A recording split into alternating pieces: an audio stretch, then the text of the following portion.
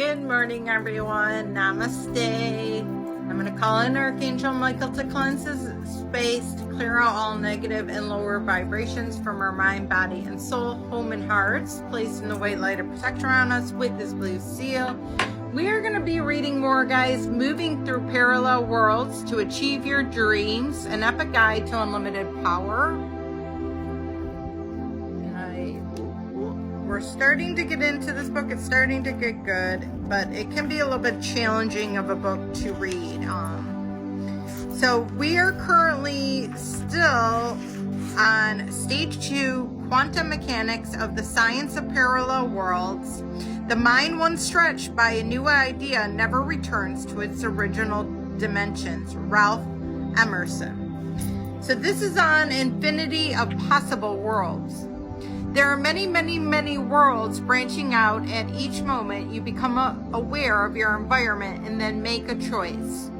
One may think that almost infinity of worlds branching off from each human observer would be all too many worlds and all too much matter to create.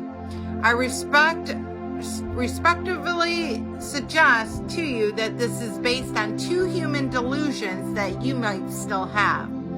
Number 1, the world around you is a physical construct that is not occurring in your own mind.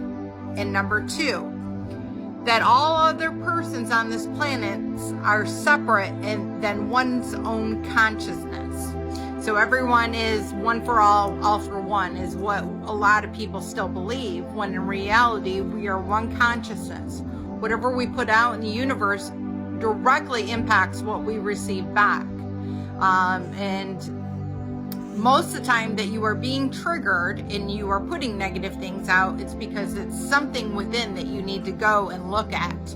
Why am I being triggered? Where did it start? More than likely it started in your childhood, and it was probably a mother or father figure or somebody of significance that had said something to you that you've been holding on to for your whole life. So maybe they told you that you weren't smart.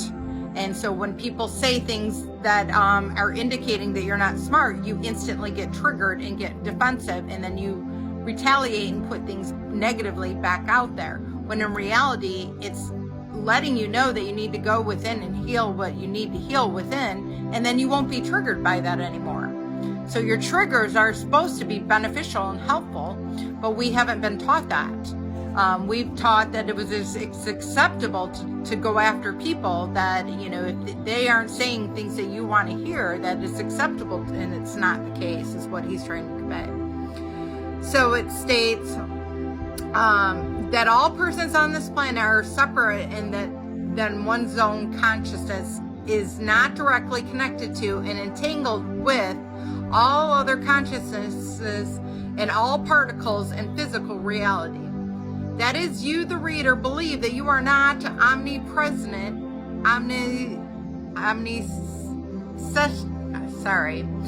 sentient, and ultimately omnipotent. I know I didn't say that second word right.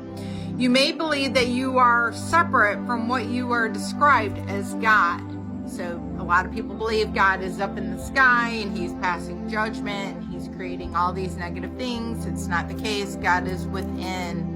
That is what Jesus Christ was able to conquer, is to go within and become one with God, Christ's consciousness.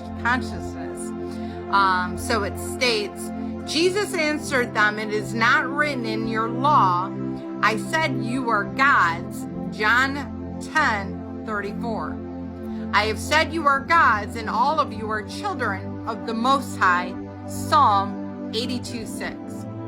To state those 2 points in more secular manner, we are not all, number 1, we are not all aware that we live in a holographic universe.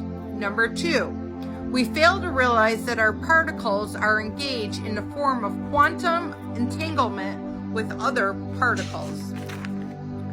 In either case, you are not embrace these 2 ideas to benefit greatly from this book. I merely am placing those 2 perspectives out there for you to later consideration or realization.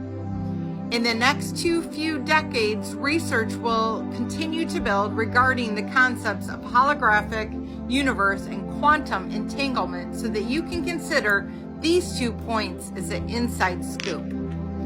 So I'm going to leave it at that. I mean, anyone that is on the road to ascension, I can tell you this much, that was just breathtaking what I read. And it pretty much engulfs everything that I believe in. So it's just so amazing and so beautiful. And obviously, the person that wrote this, Kevin Michael, obviously is a very highly spiritual person to have that type of insight. So I love you all. Have a blessed day. Namaste.